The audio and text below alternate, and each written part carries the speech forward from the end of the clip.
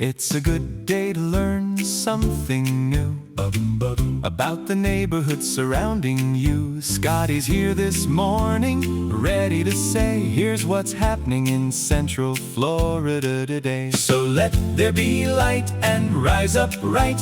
Good neighbors, good morning. We've got good news in sight, and maybe some bad news too. Welcome to the Rise and Shine Show. This is Scottie Campbell. I'm your host. We're here each Tuesday. Well, this is the second time we're here. And each Tuesday, what we'll be doing is going over the most read stories from Orlando Shine.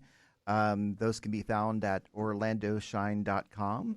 And this is a show about opinions, so we do need a disclaimer to let you know that the opinions that are expressed today are not necessarily the opinions of WPRK, Rollins College, our employers.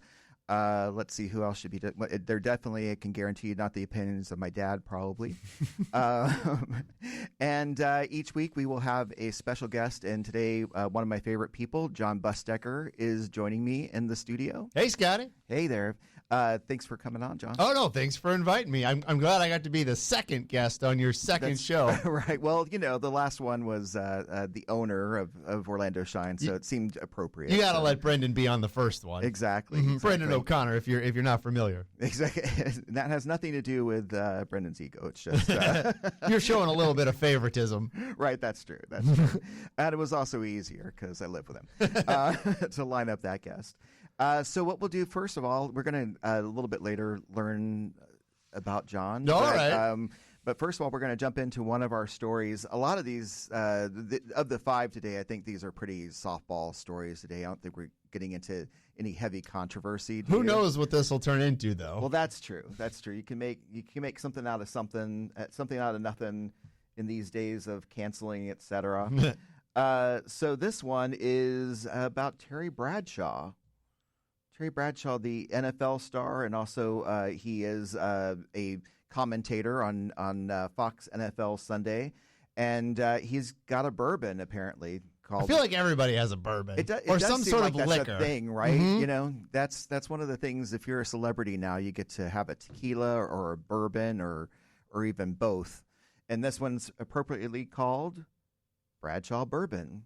I mean, it rolls off the tongue. I mean, Bradshaw and bourbon. Yeah. And I don't even know if he drinks. I mean, I know Terry Bradshaw has had some issues over the years. Oh. Like I know I think he's been very open about like his mental issues. So I don't know if he drinks or not. And I mean, you'd think if you're going to put your face or your name or your likeness on some sort of alcohol, you must probably drink a little tasting it. bit. Yeah, I would guess. Most of the ones that I know, they usually are like there's Brothers Bond, and that's Ian Somerhalder, and I can't remember the other guy's name, but he's always posing with his drink. Yeah, so. I think Dan Aykroyd has one. Yeah, I mean, a bunch of celebrities have their alcohols and their vodkas and their tequilas and their bourbons and whatnot. But probably not. Well, Brothers Bond is good alliteration, but this Bradshaw Bourbon. And why are we talking about him? Because Terry Bradshaw is coming to the Central Florida area to sign bottles. Yeah, this happens a lot too. Yeah, this happens a lot too. And I guess it's just an easy way to promote something. But you know, I'd say every month it seems like another celebrity is here in Central Florida signing bottles somewhere, and it's always these odd. I shouldn't say odd locations, but I mean they're kind of random. It's not like one ABC or one Publix or whatever. It's like all over the place. So I have no idea how they choose. True. I think in this case, at least with the story that's on Orlando Shine, they're all at ABC. He'll be making 3 appearances. So there's on the 25th coming up, there's an appearance in Oviedo. I believe, if I remember correctly, that location is not far from the infamous Oviedo Mall.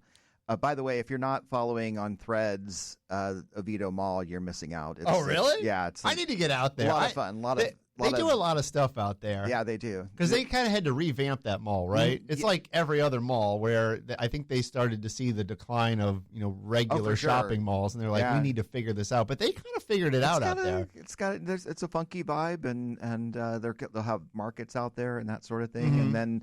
The best way to typify the Threads account is sarcasm, and sarcasm and legends about the Oviedo Mall. But it's a fun fun follow. So yeah, Bradshaw Bourbon. The other places he'll be is in Avalon Park at their ABC, and then Waterford Lakes out there by my dad. One important note is the only thing that Terry will be signing is bottles of bourbon. Oh, don't bring your footballs. No, don't bring your Cannonball Run poster, your Smokey and the Bandit 2 poster. Leave it at home. No T-shirts, no nothing like that. Don't make them get mean to you. But just leave that paraphernalia at home. And I'm actually looking at the dates here. Like one is the 25th, which is they're Thursday, really spaced out, aren't they? But the other ones are in July. So I wonder the deal that they have with these quote unquote celebrities who come here to sign bottles. Yeah. Like, I wonder if they're doing something else here and they just sort of tag it on to whatever else they're doing, or if they actually this is like a trip just to come sign bottles. And also, why our ABC is College Park, and it seems like we were snubbed here. I don't know. I wonder. I mean, it's probably easier to get maybe out that way. I mean, I have no idea. Populations. Well, I don't know about Avita, but Waterford Lakes definitely there are a lot of people out that way. I can't. So I live in College Park. You live in College Park, Scotty. I can't remember if they've ever had a celebrity signing at that ABC. They might have, and I just don't remember. I know Bryan Cranston has been here before from Breaking Bad. Yep. Aaron Paul, he was here I think. at that liquor store. I can't remember the name of it, but it's right on Orange Avenue. And that was great. There was a giant line. People love it. Yeah, I mean, some people, obviously people collect bourbon. They collect liquor. So, like, it's part of just collecting it, but also, like, being a fan of the person. And so I'm sure Terry Bradshaw has lots of football fans. He was a Pittsburgh Steeler for a long time. So, like, you might be a fan of that. And I'll fall into it. There's Jameson out there that's Orlando City branded, and I'm still on the hunt for finding one of those bottles, so I get it. Was there like a limited edition amount of them? Yeah, limited edition, and also some of the players signed a bunch, and they're just randomly, you don't know where they are. You just currently have to hunt for them. Could you go find one now or no? Yeah, I think they're still on the shelves, and I haven't heard that they've been depleted, but I know not that I go to the ABC. It's okay. You can admit to drinking. It's all right, Scott. You're an adult. But I check. I have a friend who he goes regularly. He checks. Did you ever go to? Were you around in Orlando when there was a bar in the College Park? No. Yeah, there used to be a bar in there. Really? Yeah, probably a lot of alcohol talk. Did they kick them out because of the school across the street, or they just didn't feel like they needed? I think it just wasn't making financial sense. That's my guess. I do know I worked at a dinner theater across the way, and it seems like we were pretty much supporting the business. Interesting. I didn't know that. Were those JJ Whispers? I think that's what they were. There was a penguin as the mascot, the logo for it. Oh no, that's before my time. Yeah. So that's our first very hard hitting story. It is always interesting, kind of what bubbles up as the top stories. That's for sure. You just never know. Well, you never know. Like, for me, obviously Terry Bradshaw from when I was a kid, he definitely is a celebrity. So to know that he still has that popularity. Should mention on that event, it's 21 and up. It's first come, first serve, but you don't have to register for it. Then you can only the bottles have to be purchased in store. So you see what they're doing there. Yeah, don't bring your own bottles there. See what they're doing there. Okay, let's see. We're going to take a break, and then we're going to come back and find out a little bit about Jon before we tackle the other four. I guess I should mention the most read stories. They're 5. These appear in the e-newsletter that comes out on Mondays, so yesterday. So you could have studied up for the show today if you wanted to. So we'll take a break, with a musical break. I think Jon will perhaps recognize this song.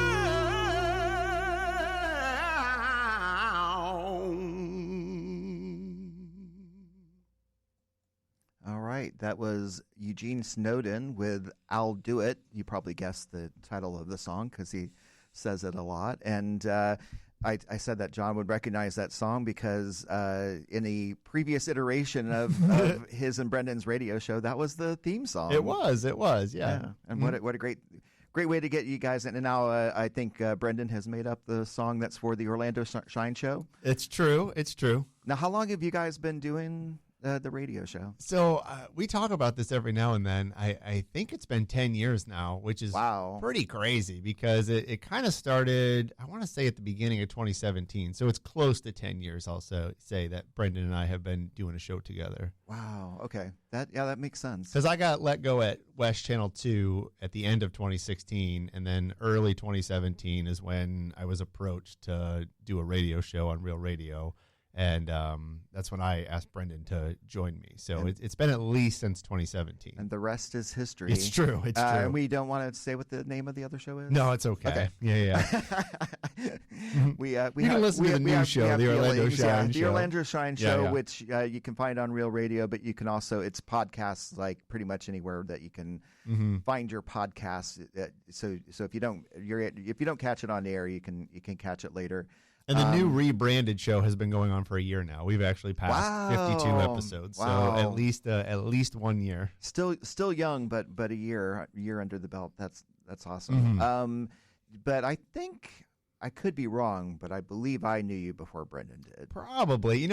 I've also talked to Brendan about this. We cross paths. We cross paths sometimes in Orlando, like in probably the early 2010s.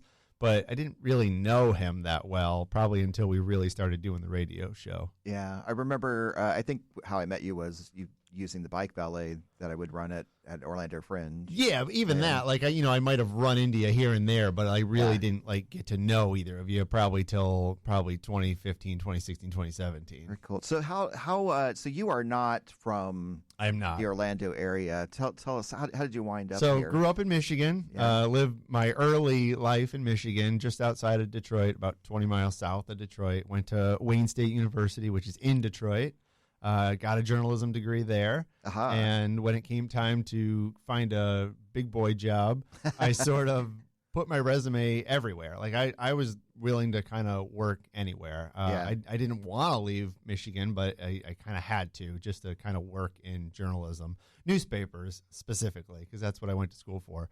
And I didn't get many calls back. I probably put out 50 resumes, and this was back when you actually had to mail everything. Right. So I mean, it sounds like a long time ago, and you kids don't know. No. I mean, it was 20 plus years ago, but back in 2006, when you applied for a job, I had to send a cover letter and a resume and clips of showing like what I could do, and that is a stack of paper that I had to send to every single newspaper that was hiring entry level reporter jobs. And so I sent it all over the country, and only one that I remember really called me back. And that was in Lynchburg, Virginia. And the woman who read my cover letter, she said the only reason she called me back was because I think she was from Philadelphia, and I mentioned the word Philly cheesesteaks in the cover letter. And she just thought that was kind of fun. Because I was actually taught because I had a class in journalism, like how to get a job in journalism, and what they called the business of journalism. Mm-hmm. And the teacher, he kind of said, when you're writing these cover letters, like, stand out, don't just write a generic formulaic cover letter, try to write a story about yourself.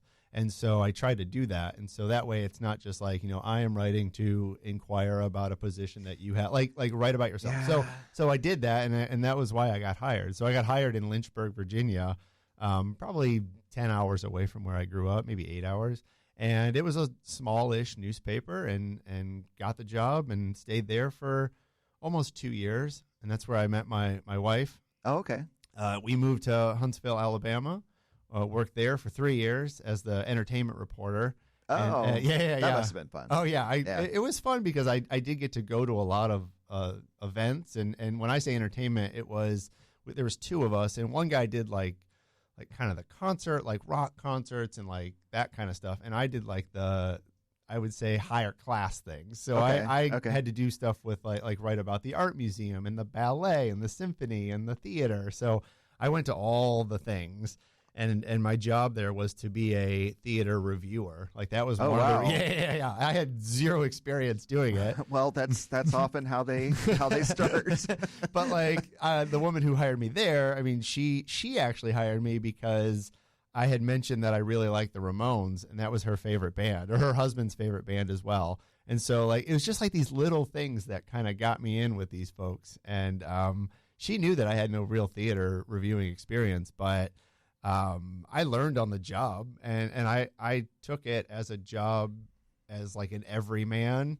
So I didn't go in knowing everything about like Broadway theater, because they had touring Broadway shows that came in. Yeah. I just went in as like, if I'm somebody who spent $90 on a ticket, how would I like this show? Right. And I remember one of the very first shows I reviewed, I didn't think was very good. And I wrote that. Yeah. And it was funny because like everybody prior to me just said everything was great. Right. So everything's great, go see it, whatever. And so I turned in this like, 500 or 600 word review, and it was just like, this isn't worth your money. Don't go. And I think the person who read it had to call my boss and be like, hey, like he said this was bad. Is that okay? And she's like, he's the theater reviewer. Right. You run that thing. Yeah.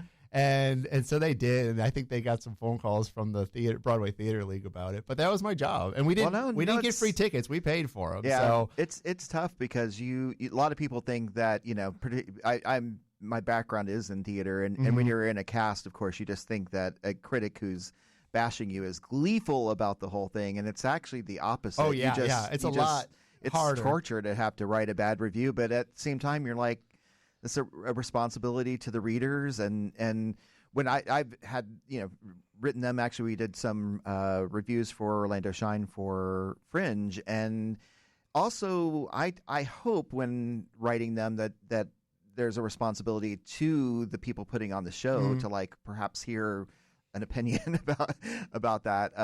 But I've had the experience where friends are in shows and it was bad, and I remember one in particular, Friend show, and I walked out of there and I'm like, what am I going to do? And my friend found me on the lawn and I said, I just saw your show, I have to review it. And he said, do what you have to do. I mean, I think people who have been in it a long time understand that. Like, not every show is great. Right. And I think I went back and read that review years later, and it was pretty rough. Like, I was probably a little too mean about it. I probably could have been a little better about it. But, yeah. I had a review where I said something about one of the actors' lack of hair for the role. And so that got I was advised to remove that, and I'm glad in retrospect. Anyway, eventually I ended up here in Orlando. I got hired at the Orlando Sentinel. Yes, I was that part I know. Yeah, I was their first videographer, video reporter, right. What they called a multimedia journalist at the time, and I was the first one to write for the paper, but also shoot and edit video as well. A lot of times it was two separate jobs, but they kind of made it into one for me. And then eventually I ended up in TV, and then at the sheriff's office, and now I work at Just Call Mo, injury and accident attorney. So a little bit of everything. I like how you made that as if it were just a natural segue for you to be working at the sheriff's office. It's a long story. But it actually, the job that you were doing was related to your field. Chief storyteller was my title. I shot a lot of video. I started podcasts. I did all kinds of really fun stuff. And I work for Mo. I do. I work for attorney Mo DeWitt, and I love it. I like I said, Just Call Mo Injury and Accident Attorneys, or DeWitt Law Firm, and it's a lot of fun. We do lots of fun stuff here in the community, lots of fun events. So come out to our next one, which I don't know what it is right now. We're doing a bunch in Tampa, but there's a bunch coming up. So we try to do things for the community. Well, you can't not see you guys. You do a great job. So is your role marketing, or do you have Chief Marketing Officer? So I have a staff of 7 or 8.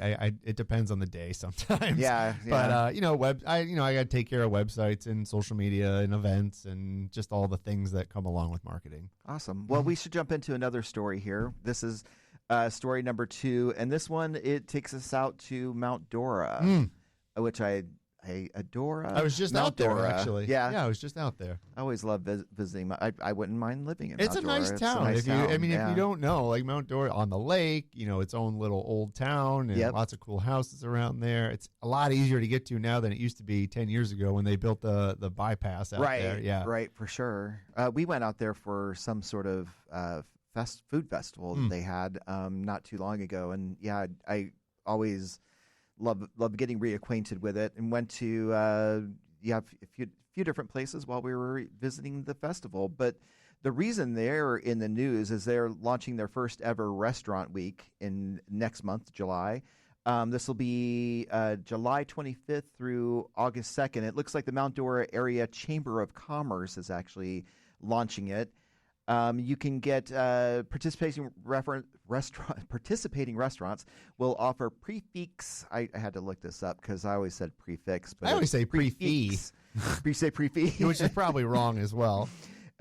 Prefix menus, and so that, if you don't know, to save you the Google, this is when there will be several courses, but there will be one set price, so you know what you're getting into. The bill won't come and you go, oh my God, I ate a lot. And it looks like lunches are $30, capped at $30, and dinners are at $50. And of course the restaurant's open per normal, so if you wanted to get other stuff you could as well. I've been to a few of these restaurants. There's a lot on here. Yeah, there's let's see, what have we got? We've got Back Porch Pizza, Beirut Bites, Botanico, Copacabana, Pisces Rising, Salt and Ember, Whiskey Kitchen, and others. That's where Brendan got bored and stopped listing them. There's a lot of restaurants in that downtown area. So if you've never been, now's the time to go to Mount Dora. But it's a super walkable city. There's like fun stuff to see. It's actually really fun on a weekend, like on a Friday or a Saturday or Sunday. And not to get back to alcohol, but there's an open container situation. You can just walk around with your moonshine. I actually think they should do that in more cities. I do too. I actually was talking to somebody about this. I really truly believed out of COVID that was going to be something that was just going to happen, because there was, you could buy a cocktail at Hammered Lamb, which is our rest in peace, Hammered Lamb, and take that out. And I just thought, well, this will just, everybody will go, we're okay, we can do this, we're responsible. I think you have to have rules. Obviously, yes. It can't just be a free for all. Not drive-throughs like they used to have. No, but like Tom and Jerry's. I know in Savannah, like you can walk around, I believe, in certain areas with open container. It can't just be like it can't be a glass bottle. You have to have it in a plastic cup usually, or some sort of container like that. But I think more cities should do that. And I know the argument is, well, people are just going to get so drunk and be crazy, but I don't know. I feel like if you want to sneak booze, you can just do that anyway. You don't. That's true. That's true. If you're resourceful. I don't know. I just think it could maybe offer something that other places don't have. If there's ways that downtown Orlando is looking for ways to quote unquote revive itself, maybe loosening up some of those rules. Some people might see that's a crazy idea because it's going to cause too many problems. But and their current song is "Bars Are Bad," so I know. I know. So that's probably not the route they're going to go. But as if they're the only city that has a bar, right? I don't know. My philosophy on that is I don't understand why they want to kill what is working, and that's happened. Glenda Hood, her thing was tattoo parlors, and it was kind of like, but they're working, and they're it's a business that pays a tax, and if people want to go down there and get a tattoo, more power to them. It's better than an empty storefront. Absolutely, and not that we have any of those downtown. Let's take a break before we dive into the other stories, and we'll be back with the Rise and Shine show here on WPRK from beautiful Rollins College campus right after this.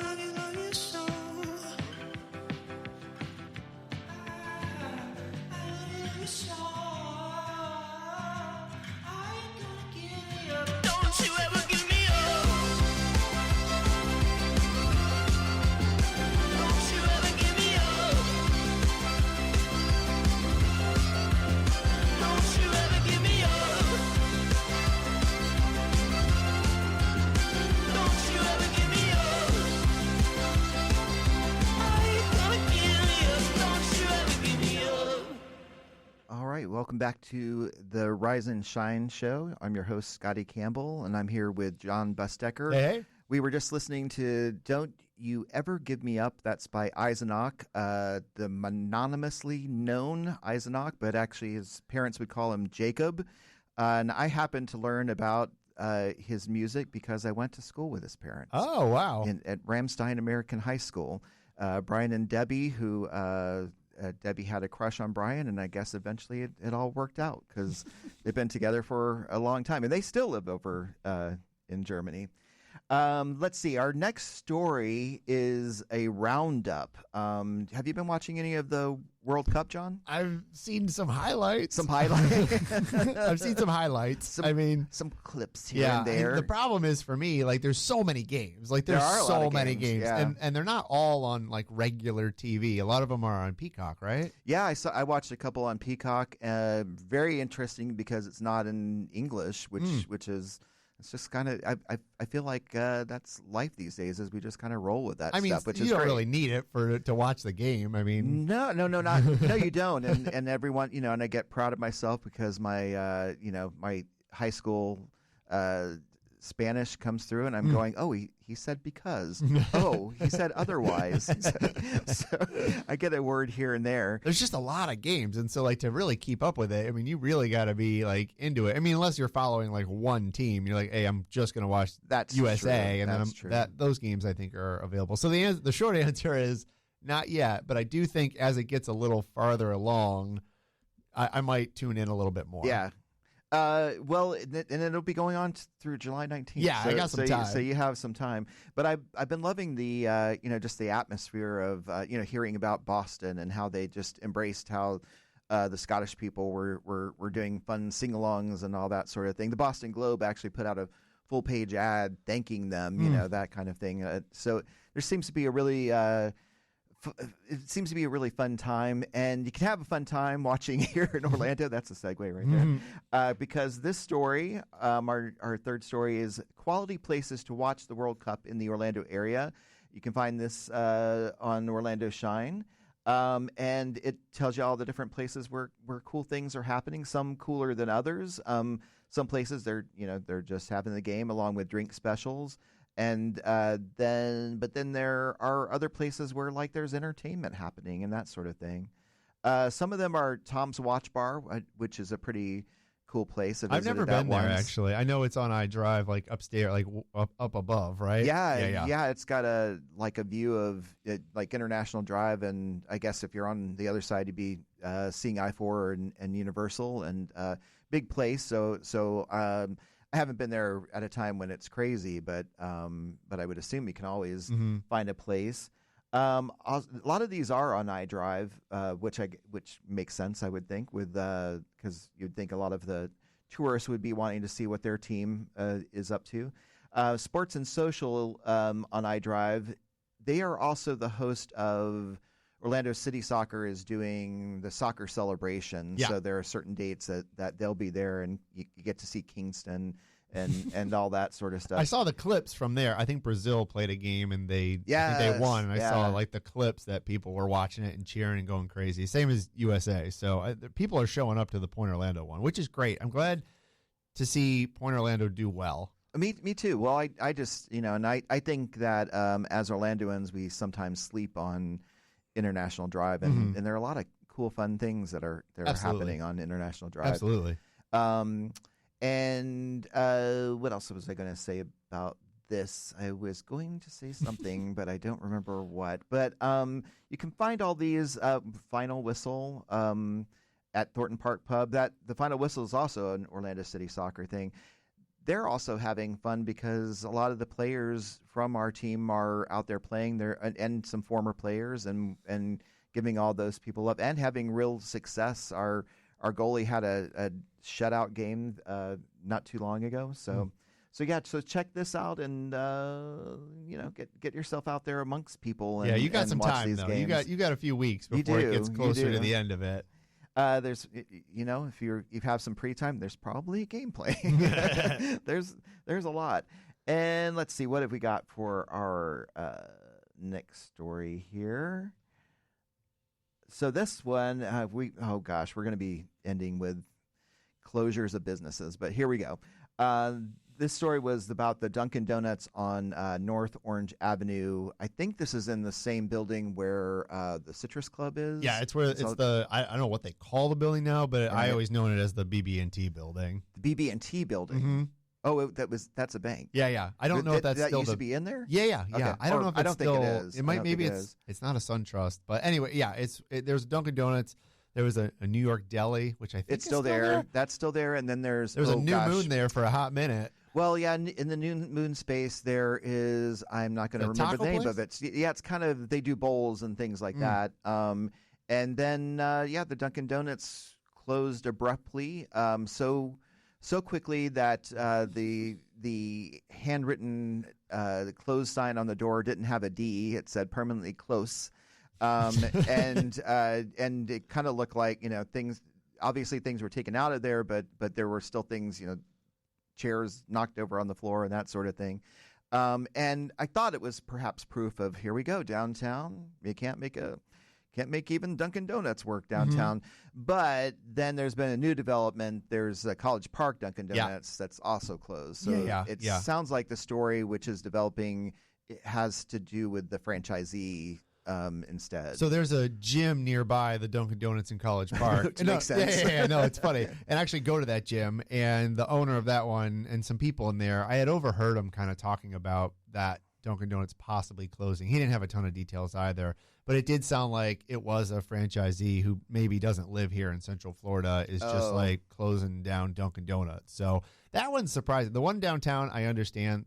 Probably not a ton of foot traffic there, and it's a tough go. Plus, you got a Starbucks nearby. Yeah, you got a Starbucks, but I would always see people in there. I frequent the Starbucks just because I just prefer it. I think a lot of people do. Yeah, so I prefer it, and it's Dunkin' has an app too, but that's what I love about I'll take a morning walk and get my tea because I'm off the caffeine.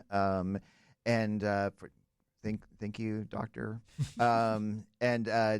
And what else? Oh, then they have these great. I'm doing a commercial for Starbucks right now, but they have these great breakfast sandwiches that are egg white, and also for thanks to my doctor, less cholesterol with the egg white. But anyway, but the one at College Park, which I see a lot and I drive by a lot, it always seemed kind of busy, especially the drive-through. So I was a little more surprised that one would close down. So I'll be curious if the one in College Park doesn't flip to something, just because there's a drive-through there, and that's a rare thing over there. So we'll see what happens with I wonder what the deal is. Could another franchisee with Dunkin' Donuts come in there, or is there some sort of agreement that this person has? Oh, I don't know. Yeah. I mean, who knows? Or do they have to buy him out, or? But I'd be curious because there's space to sit in there too. So I mean, I would imagine most of their business came through the drive-through. Yeah. But there is space to sit in there. So I mean, you could turn it into some sort of fast casual restaurant pretty quickly. That's not a coffee, bagel, donut place, and I think it would do okay. So if you're an aspiring entrepreneur, yes, there's a prime location available in our neighborhood. But the one across the courthouse closed too. That was the third location. Yeah. Which is pretty wild. I mean, I feel like that would be slightly busier just because people are. It always seemed to be, but there's jurors that want to get a quick coffee before they go into jury duty. So, I don't know. I do think, I wonder if it's all the same franchisee who's like, I'm just going to bail on this. Yeah, stuff. I didn't know about the one. That's breaking news as far as I'm concerned, right there. Now another closure, and not far from where we're sitting here on Rollins College campus on Park Avenue, Tuni. A boutique that's been there since 1986 was given 30 days to vacate their storefront. Yeah, so, technically not closing. They might just be moving. They're looking for a new location. Mm-hmm. But just what a raw deal they've been dealt there. I'm a little curious about that one though. I'm curious about the lease that they would have negotiated. That when they were able to be it. forced out. Yeah, like that? Yeah. So I can't speak to their lease because I've never seen it, and they may have just been there a really long time, and whoever owned the building before, maybe they knew each other, and they're like, oh yeah, you guys, we're not going to kick you out, you're good. And so I wonder what their lease had said, because that's such a short time for any business. True. To just kick them out. And are we getting all the story? I wonder, but it looks like the Benderson Developments is who had purchased the property. They purchased the property for $16.25 million. So they obviously don't have a lot of money. And the plan apparently is that a national retailer is going to be coming in. We don't know who that is at this point, but our article on Orlando Shine also notes that this seems to be a trend that's happening in places. If it's a high traffic retail area, they are replacing them with brands like that. The secret was that it was possibly Lilly Pulitzer. Oh, really? That's what I had heard. That's not confirmed nor denied or anything, but they had a location on Park Avenue for a really long time, but it was kind of small. Okay. And so they closed, I don't know, a year or two ago. And this location is on a corner. Yes. I think it's New England and Park Avenue. It's a pretty prime location. Yes. Yeah. Like by the park, right? I think. Yeah. So I wouldn't discount like them saying, look, we had to close this other one, but we knew we wanted to come back because, I mean, let's be honest, like the Winter Park crowd is a Lilly Pulitzer crowd. Right. and so it would make sense that they would want to go there. I don't know if, once again, it could be somebody else, but like I could see where a national retailer would be able to maybe guarantee more money. I'm not defending it, but I'm just saying more money and more stability. Say, look, we'll sign a 10-year lease or a 20-year lease because we know we're going to be here for the long haul. Right. And maybe Tuni just couldn't reciprocate that, couldn't match that, which is not, I'm not saying they should or shouldn't, because, I mean, I'm all about having local businesses on there. But I just wonder from the building owner's perspective, they said, look, I can just go with this one and they'll pay me twice the amount and I don't have to deal with it for 10 more years. Yeah. That's not a good thing. I'm just saying. No. I'm just saying from their perspective, that might have been what it was on paper. And it does. I have this sort of back and forth thing about local because, of course, I do feel strongly about supporting local, but for me, it always has to be the local has to be good. It has to have regular hours so that I know I'm not wasting my time. So I can't go whole hog local. But also, I do know that there are times when a brand name retailer, obviously I just talked about unabashedly liking Starbucks, but when a brand name retailer can be, an anchor. You look at the Advent Health Sunrail station right now, and the food things that have moved in there are big brand names, and they do well. And they do well. I mean, I don't eat at Chick-fil-A. It's not my favorite. I don't eat a lot of fast food. I just don't eat fast food. I have no There's comment other about reasons Chick-fil-A. too for some people, but I just don't eat a lot of fast food. Yeah. But I have driven by there, and they are always busy. And that's a Starbucks too, but it replaced a local coffee shop that, no offense to them, but it was not quite as busy as it's been as a Starbucks. Yeah. So and once again, there could have been a lease agreement that was coming up, and somebody swooped in and said, "Look, I'll pay you double." And I don't know. I get that you want to have these local realtors or local shops, but I just wonder from their perspective, the owner of the building, what he or she said. Well, I can just go with this. And once again, I'm not saying that's a good thing, but I that's probably what happened. Is my guess. Well, these are the most read stories.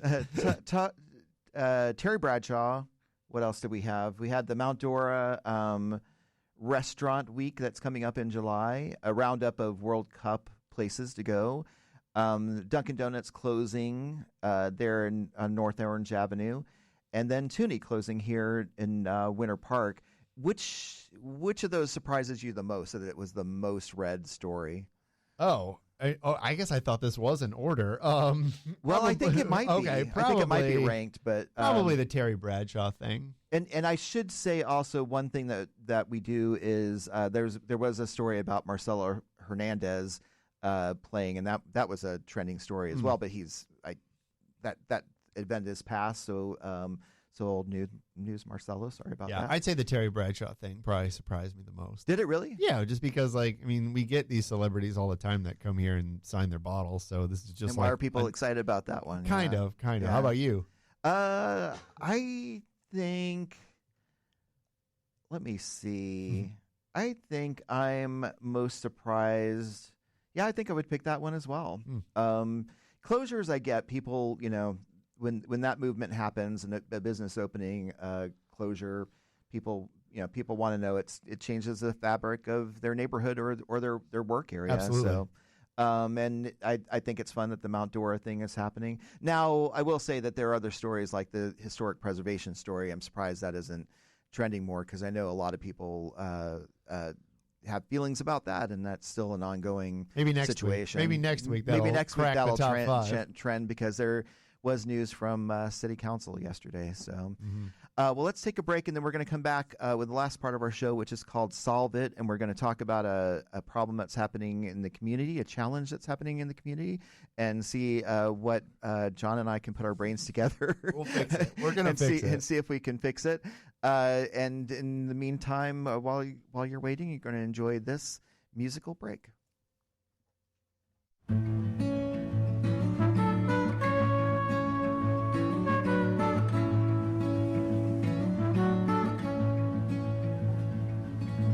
There you fly, soaring in the dark of the night.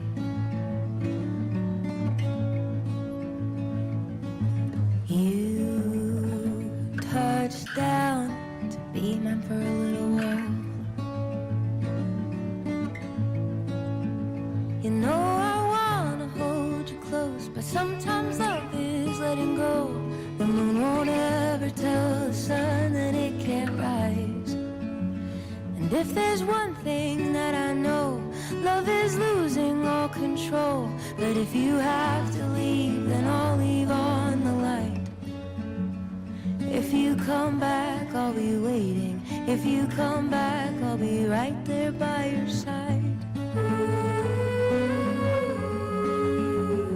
If you come back, I'll be waiting. If you come back, I'll be right here every time.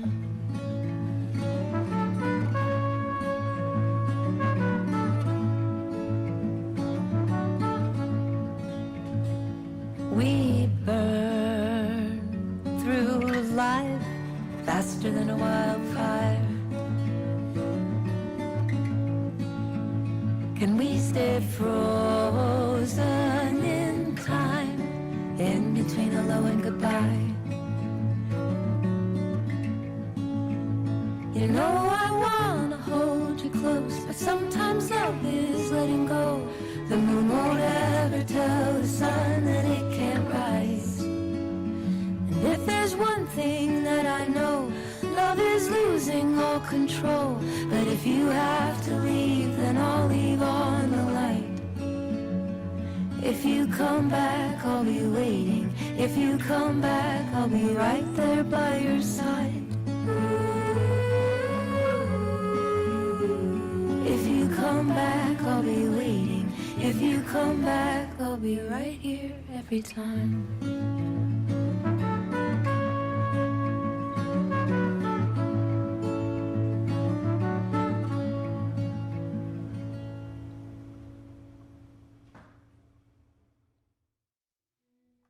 All right, welcome back to the Rise and Shine show. I'm your host, Scottie Campbell, here with Jon Busdeker. That was Ashe with Love is Letting Go. And the fun part about that song for me is that that's featuring Diane Keaton as the other person singing in it. The late, great Diane Keaton. Just watched a movie with her in it the other day. And I found out about Ashe's music because Diane Keaton posted on her Instagram. She had a live, it still exists, a lively Instagram that was, a lot of it was about her fashion and stuff. And she posted about Ashe and how phenomenal she is, and she was right. So shout out to Ashe and hello to Diane Keaton, wherever she may be. Let's see, John. So our Solve It question for this time around is an age-old one. If you live in the Orlando area, the Disney area, when you're on I-4. Oh yeah, I've been. I was there this week. Last week. I just met my friend Jeff out there to go to Magic Kingdom last Friday, and both of us, he was coming even from a different area and ran into traffic. But yeah, I-4, like you hit basically Sand Lake.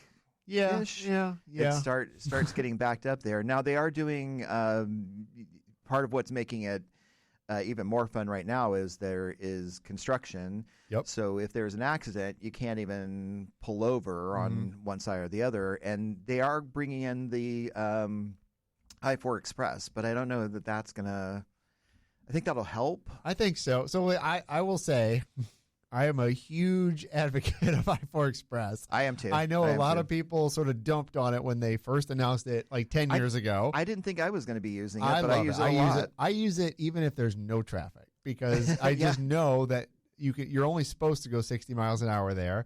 Nobody's cutting in and out. Like usually it is pretty sane on I-4 Express. So like I just know it's an easier drive usually.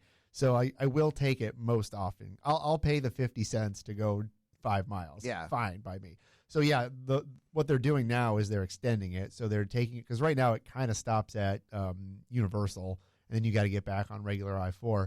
I think they're trying to extend it all the way like I want to say to like exit 55 or so. I think that's which is right. Way past don't Disney. Quote us on that, but it's, yeah. I think eventually it may one day go all the way to Tampa. I don't know if that is for sure, but anyway, I love it. So you're right. There's a ton of construction there, which is already a check mark of bad. Yeah, and then it's just so busy over there because of Disney and tourists and locals too. It's not just tourists. And then just also people have moved out that way to live in Point Siena and Four Corners and all those places, Champions Gate.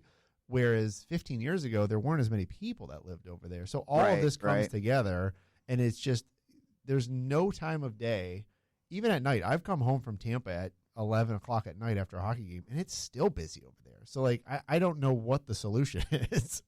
Yeah, no, I don't either. I used to think it had a lot to do with people looking at things happening on the other side of I-4, and I thought, if we just planted trees, we'd be fine. but I don't know that's the realistic. And driver behavior, I think, is some of it because there is this weird psychology that happens that people see brake lights, and the next thing you know, you're braking, and then we're all braking, and then there was actually nothing to be braking for. Or maybe there was at one point, and that thing has moved along. But yeah, other than I do hope more roads to me isn't the solution, but I do hope I-4 Express works. I think the grand plan is that the train will get there at some point. But, I don't know. But, how long would that take? I will say this.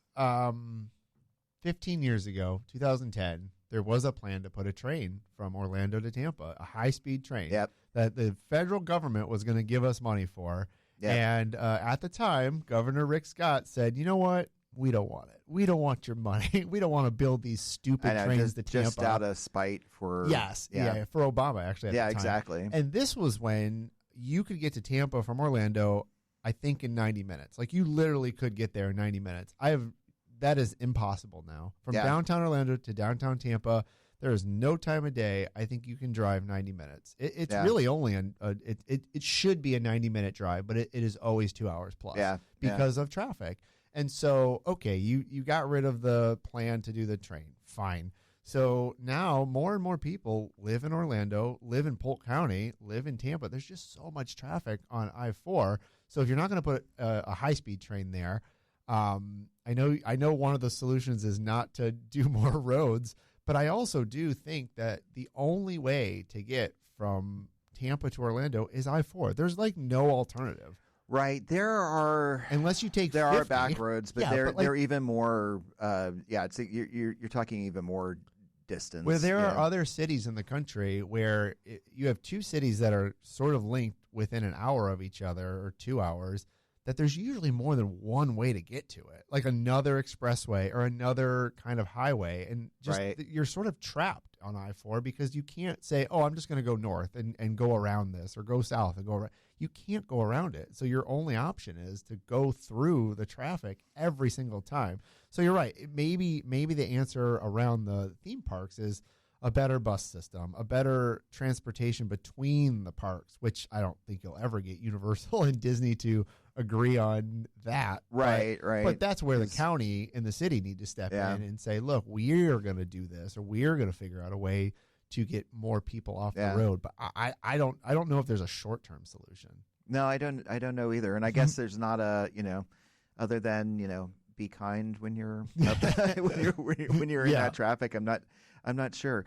Well, so next week our Solve It challenge when we have the guests is going to be about elections. So and this specifically is about mail-in ballots. So I don't know if it seems like a lot of people don't know that now if you have had mail-in ballots previously, you have to re-request that every 2 years. And this is something that happened after the 2022 election. And I get these facts from Blake Summerlin from the Supervisor of Elections Office. Thanks, Blake. These are so approximately 150 people were signed up to vote by mail in 2024. 224? I don't know years. 2024. And right now that's 62,000. So it seems pretty clear that a lot of people don't realize. So, but our Solve It challenge is going to be how can the word get out there to people so that they realize this is a fact? We're not going to get into why perhaps this change was made and that sort of thing, because we can probably, most of us, figure that out. But we are going to talk next week about what we can do to get the word out about registering for your mail-in ballots, and we'll see what we come up with.